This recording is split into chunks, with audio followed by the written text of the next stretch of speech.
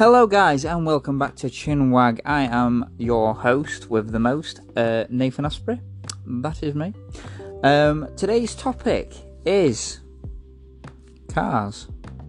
Nice little simple one. And where are cars going and where have they come from? But more importantly, where are they going? And I'm not just talking about like you get in a car and you go somewhere. I'm talking about like the future of cars. Obviously cars in general have, sort of been around for a hell of a long time. But like you think of cars nowadays, and how much technology they have in them. You can talk about how well they are computerized, and obviously electric cars. Obviously petrol is going to be sort of like outdated within the next few years or so, leaving just potentially diesel and electric. Now electric cars, a lot of people are sort of 50-50 when it comes to electric cars, and obviously hybrids as well.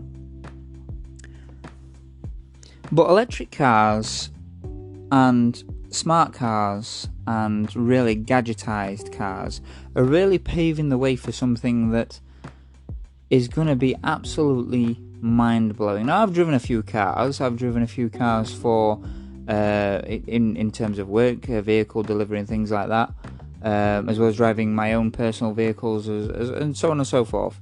And some of the cars that I personally have been behind the wheel of have really blown my mind.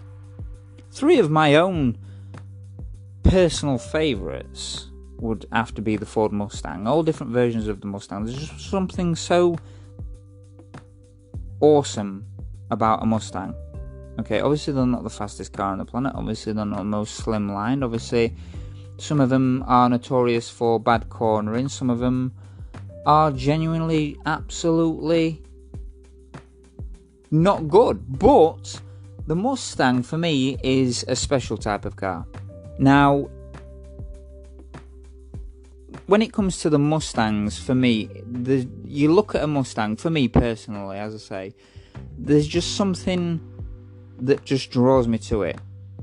And it's like, wow. And recently, this past year, I managed to get behind the wheel of 3 different Mustangs.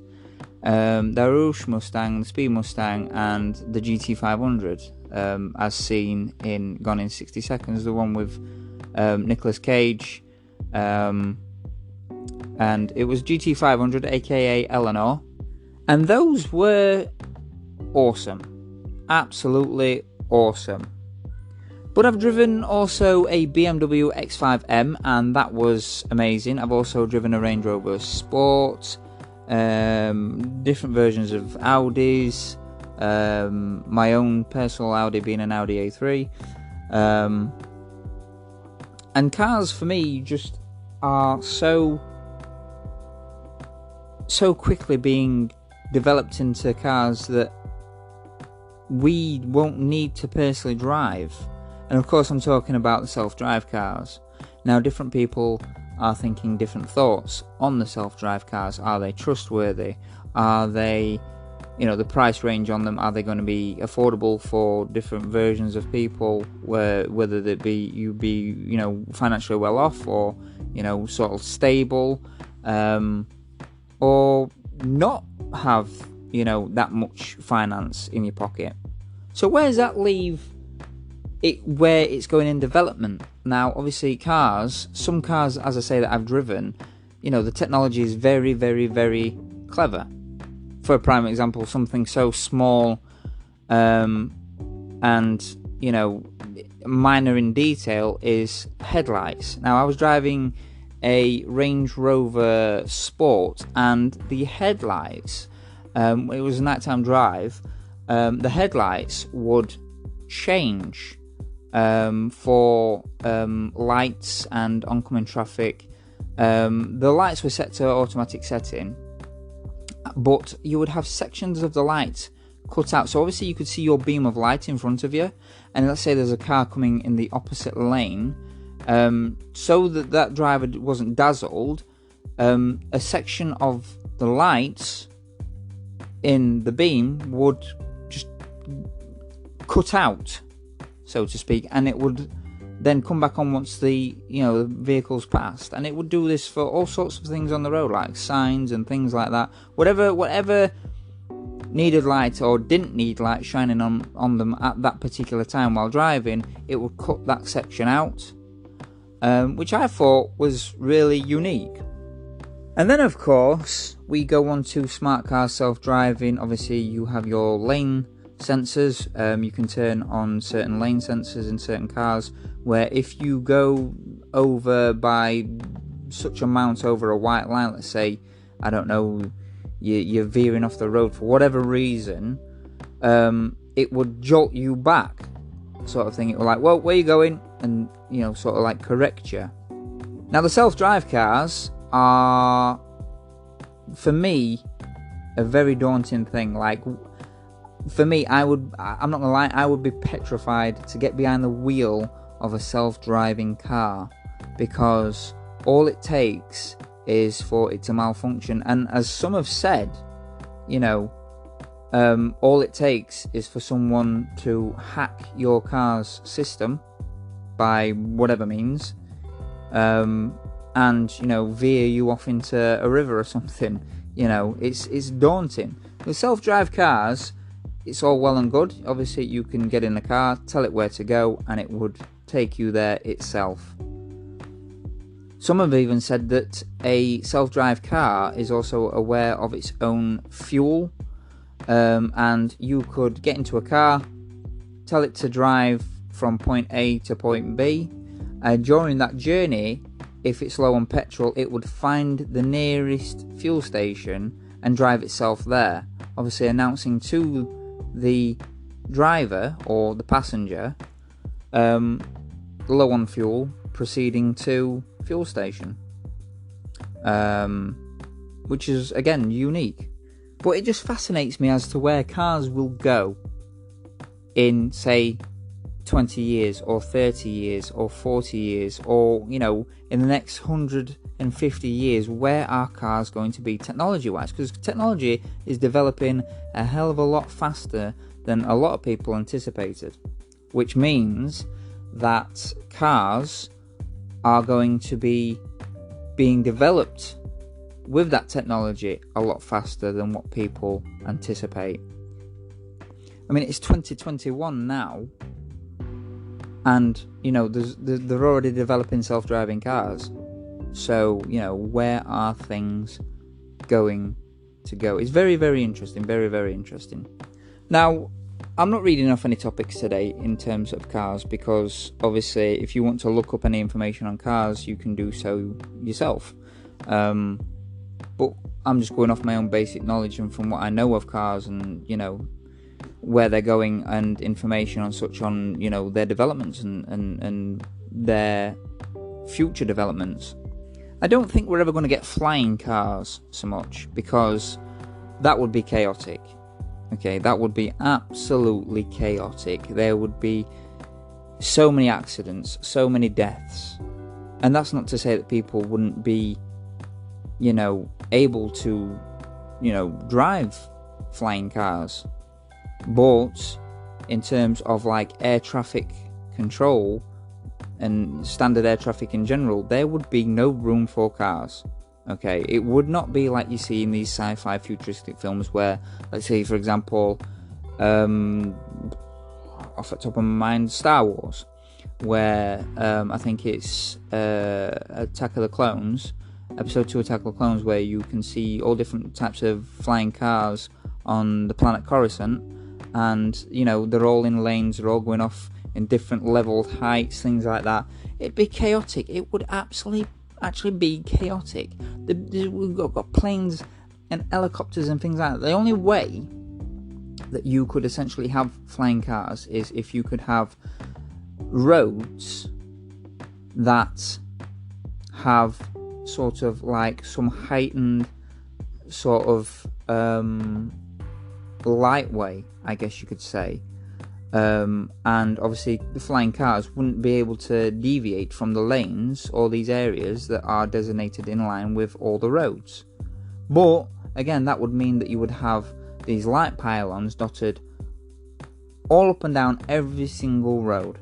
And again, that could cause problems. I just think people would obviously have a lot of accidents when it comes to flying cars. So I don't think flying cars would ever be a thing. And that's not to say that they're not a thing, because obviously they are trying to develop some sort of flying cars. They developed a car with sort of like a helicopter propeller on it. People are experimenting with, flying cars, and it's absolutely bonkers. Personally, a load of traffic with flying cars just would never ever happen. Same with bikes. Bikes, I don't ever see bikes flying or anything like that. But if you're familiar with the game GTA, if you've played that game, you will know that flying vehicles there is absolutely chaotic. Absolutely chaotic. There is...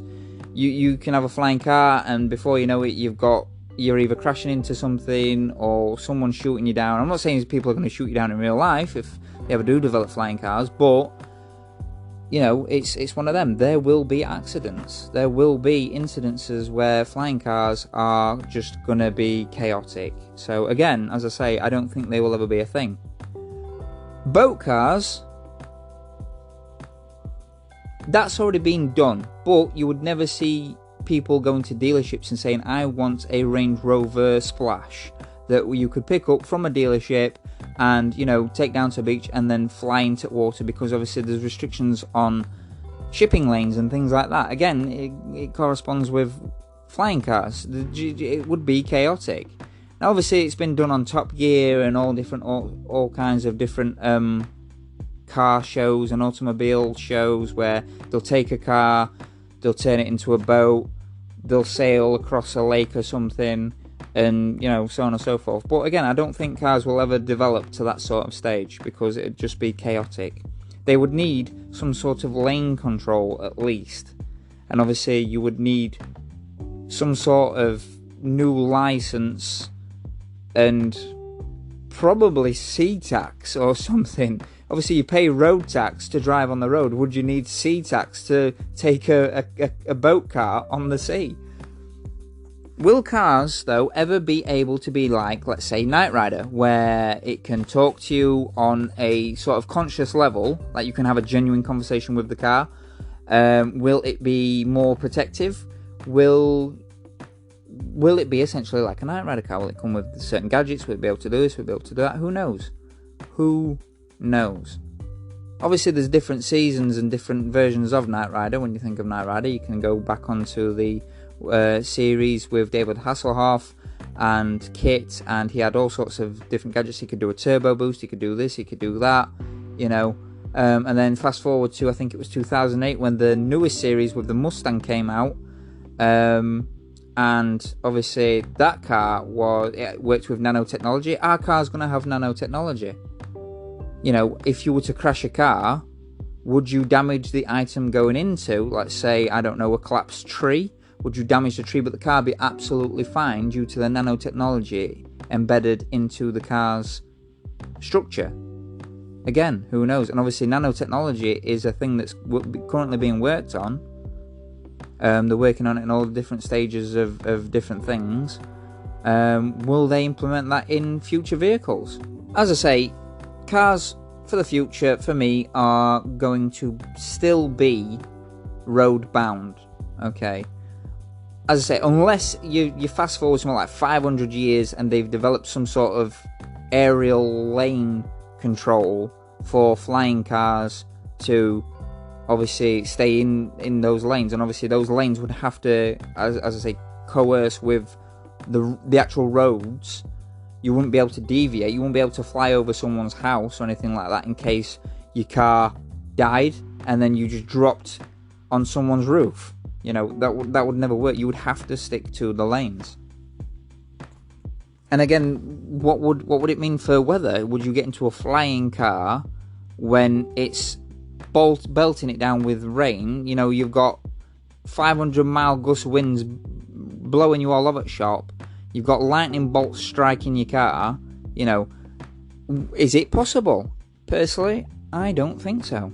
So yeah, as I say, cars the history of cars, obviously we started with the early automobiles. You had the wind-up engines, you had, even pedal cars, and it's just escalated and escalated and escalated to the point where technology is scary. Self-driving cars, as I said earlier, would you get behind the wheel of a self-drive car?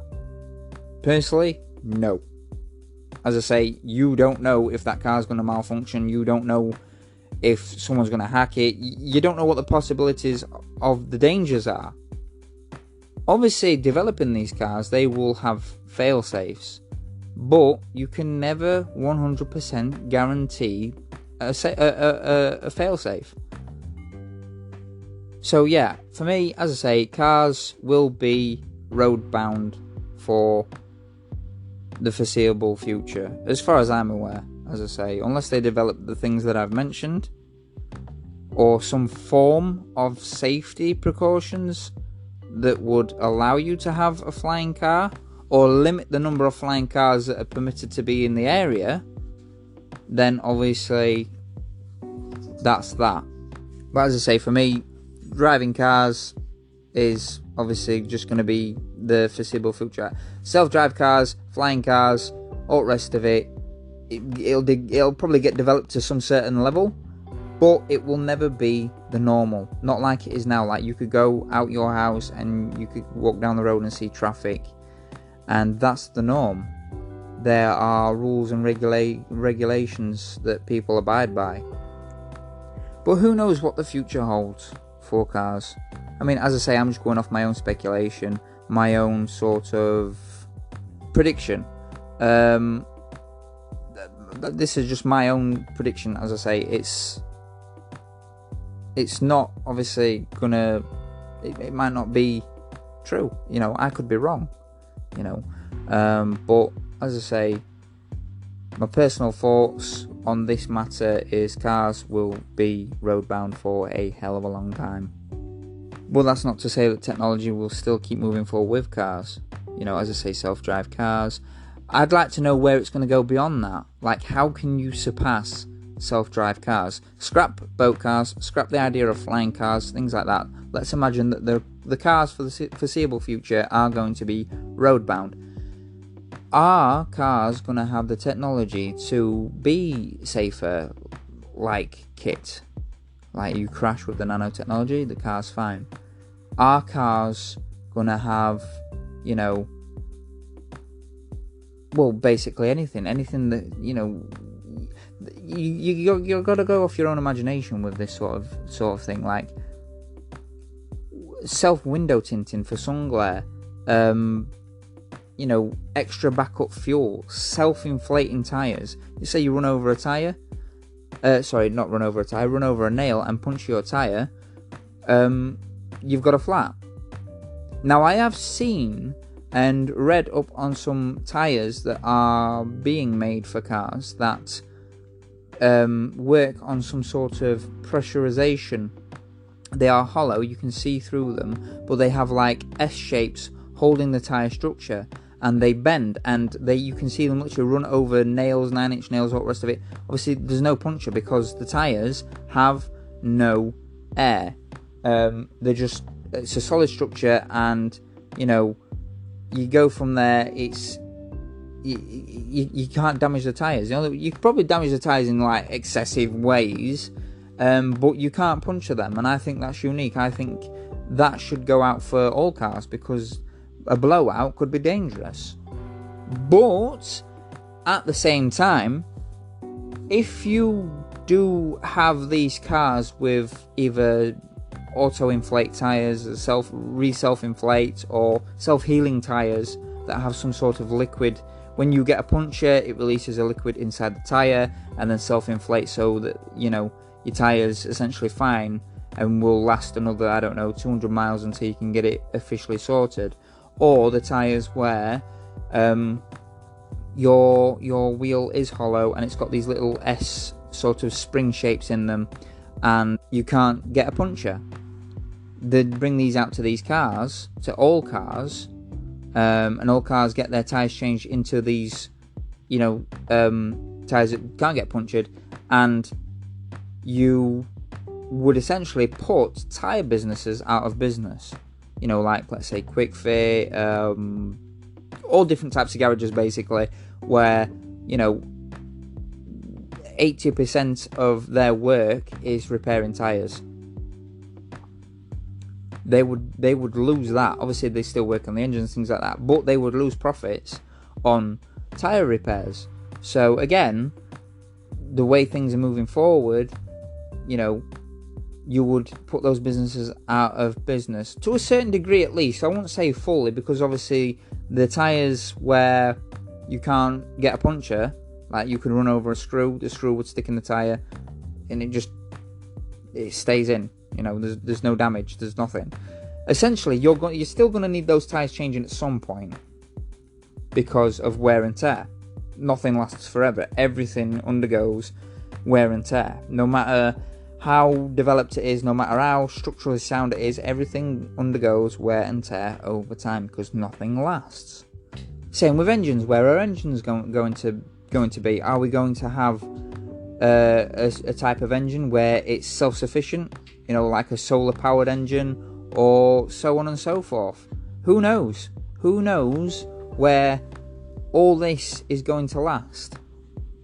Could you essentially put a solar panel on a car and, it charged with sunlight? What happens if, there's no sunlight? What happens if you park a car in a garage and you've left your interior lights on and your battery drains and whatever? You've got nothing. Or some sort of fuel replacement. As I say, they're working on electric cars a minute and hybrids, and obviously they're out there now, electric cars. Are you going to get a replacement fuel for like petrol or diesel? As I say, petrol is going to be outdated soon. Diesel, is that going to be replaced at some point? Are they going to have a more sufficient and, cheaper fuel system that's healthier for the environment and, healthier for your vehicle? Either way, it's very, very interesting. But let me know what you guys think. Obviously, leave a voice message. Let me know what you think on the future of cars, where cars are going, or bikes even. Let me know what you think about bikes. Are bikes going to be under the same sort of, line of development? Who knows?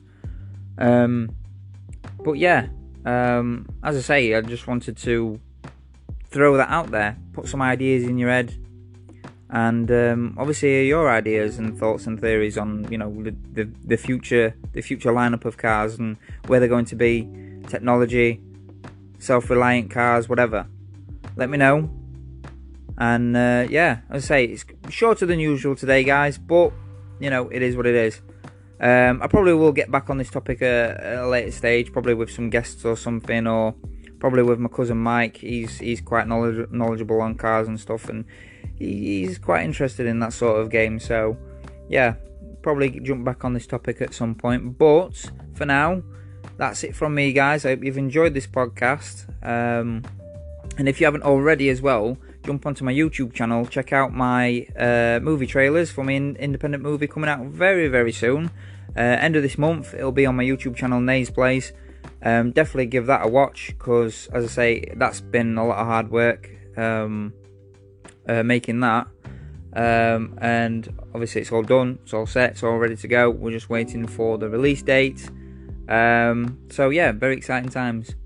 But yeah, as I say, that's it for today, and guys, hope you've enjoyed it, and I will see you next time. Well, I won't see you, you'll hear me, my amazing, fantastic voice.